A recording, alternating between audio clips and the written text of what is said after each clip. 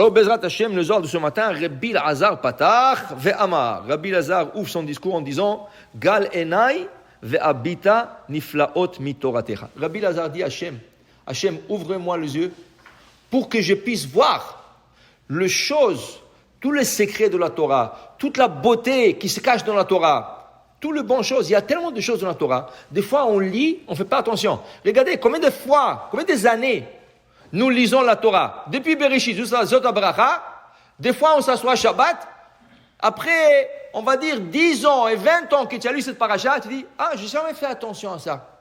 Mais ça fait 20 ans que tu es venu à la synagogue et tu as lu cette paracha. Non, j'ai jamais fait attention. Qu'est-ce qui arrive? Parce que tes yeux, ils sont fermés. Il faut qu'Hachem t'ouvre les yeux. Regardez l'exemple, la semaine dernière dans la paracha. Abraham renvoie Hagar et Ishmaël, lui il a soif, il va mourir de soif, il a de la fièvre, d'Irachi et tout ça, elle prend le petit et le jette. Elle s'éloigne de lui pour qu'il ne tire pas une flèche sur elle. Ken? Et le malach il vient, malach Hagar, qu'est-ce que tu as Hagar? Le petit il va mourir. Mais il dit, écoute, Hachem t'a écouté, Hachem va le bénir à lui, mais retourne-toi. Elle se retournait, qu'est-ce qu'il y avait? Un puits d'eau. Disent le commentateur, est-ce que c'était un miracle? Pas du tout. Le puits était juste à côté d'elle, elle ne l'a pas vu. Des fois, il y a des choses qui sont juste à côté de toi, tu ne le vois pas. Qu'est-ce qu'il faut que tu dis? Gal enai ve'abita niflot mitoratecha. Hachem, ouvre-moi les yeux. Parce qu'il y a des fois des choses qui sont juste à côté de moi, je ne vois pas. Okay? C'est pour ça qu'ils disent, quand tu perds quelque chose, la Gemara dit, tu fais appel à Rabbi Binyamin.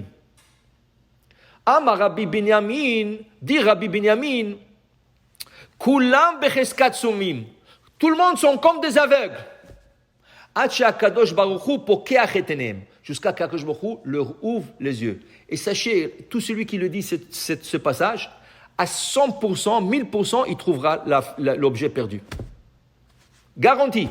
Tu dis, Amar Rabbi Binyamin, Kulam becheskat sumin, Acha Kadosh Baruch Hu pokeach et enehem. Tu le dis, tu le répètes, tu le dis quelques fois, 100% tu trouves la chose que. Des fois, je me demande, dans des cas difficiles, on les trouve. Je dis, peut-être Rabbi Binyamin, il vient te le donner même. Il vient te le donner. Okay? Une fois, j'ai sorti le recyclage, j'ai mis le sac de recyclage, j'ai allé dans la voiture, je ne trouve pas les clés. Je savais qu'il y a 2 minutes, ils étaient. Je cherchais, je pensais que je les laissais à la maison. Et je dis Amar Rabbi Binyamin. Je sors dehors pour aller chercher encore. Qu'est-ce que je vois? Le camion qui arrive pour prendre le bac. J'ai dit peut-être, je me suis dit comme ça, peut-être en jetant le sac. Alors je suis tout sorti, j'ai trouvé les clés tout à fait au fond du bac. Okay? Après, j'ai sorti, 1 minute après, le camion était là. Ça veut dire, si 1 minute encore, ciao, le clé. Amar Rabbi Binyamin. Ça, c'est parmi n'importe qui va le dire, il est avec lui. Mais il faut le dire et répéter, jusqu'à qu'il trouve la chose. Maintenant, une autre chose qu'ils disent, Rabbi Lazar, il dit, Niflaot mitoratecha. Il y a des piliers dans la Torah. Qu'est-ce que c'est des piliers? La Gemara nous raconte dans Bechorot qu'un jour, un philosophe grec, il a terminé une recherche de 7 ans. Il a fait une recherche pendant 7 ans. Comme aujourd'hui. Il y a des gens qui sont dans l'université 7 ans, 20 ans.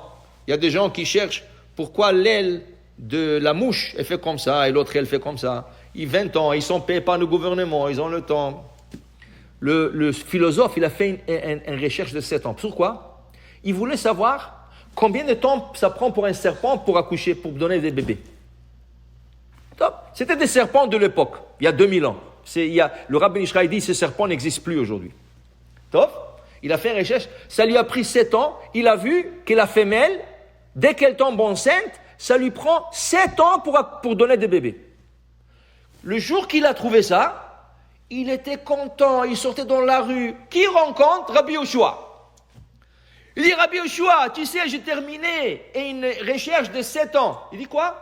Il dit, sur le serpent, pour savoir quoi. Alors Rabbi Yoshua, il dit, quoi, ça a pris 7 ans? Moi, je vais te dire, ça prend 7 ans pour que le serpent couche. Il dit, comment tu le sais? Mais c'est écrit dans la Torah. Dans la Torah, c'est écrit ça. Où c'est écrit dans la Torah? Il dit, c'est très simple, c'est écrit dans la Torah. Comment? Dieu, quand il a maudit le serpent, qu'est-ce qu'il lui a dit? Arurata mikola chaya ou mikola be'ema. Tu seras maudit de toute chaya et toute be'ema. Qu'est-ce que c'est chaya? Un chien, un chat. Qu'est-ce que c'est be'ema? Un âne. Le chien, il accouche, il donne naissance à bébé après 52 jours. 52 jours, et la femelle, elle donne des bébés. L'âne, ça prend 1 an, 12 mois.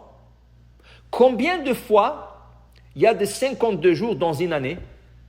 7 fois. 7 fois 50, c'est 350 et quelques, oui. Combien de jours il y a dans l'année? 355 années lunaires, selon notre calendrier. 365 années solaires. Mais c'est 7 fois 50. Ça veut dire que l'âne a été maudit du chien 7 fois plus. Parce que le chien, il ne porte pas le bébé longtemps. 50 jours, il donne des bébés. L'âne, il attend 1 an pour donner des bébés. Ça veut dire que la grossesse de l'âne, c'est 1 an. Elle souffre plus. Qu'est-ce que Dieu il dit? Arurata, toi le serpent, tu seras maudit plus que le haya, plus que le chien, et plus que l'âne. Alors si l'âne a été maudit du chien 7 fois, le serpent est maudit 7 fois plus que l'âne.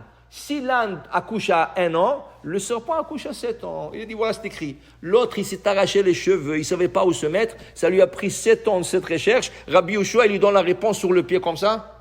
Ça, c'est Niflaot chez la Torah. Ça, c'est les secrets cachés de la Torah. Ça, c'est la beauté de la Torah. Alors, pour vous dire, tu n'as pas besoin d'aller ni au collège, ni à l'université, rien du tout. Ni faire des cours en ligne. Fais le cours de Gemara.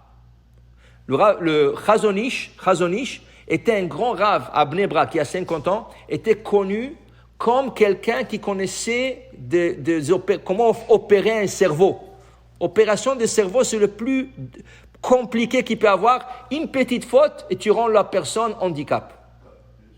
Une veine, que tu te trompais, tu l'as touchée, rien que touché, une veine, c'est fini, la personne est finie.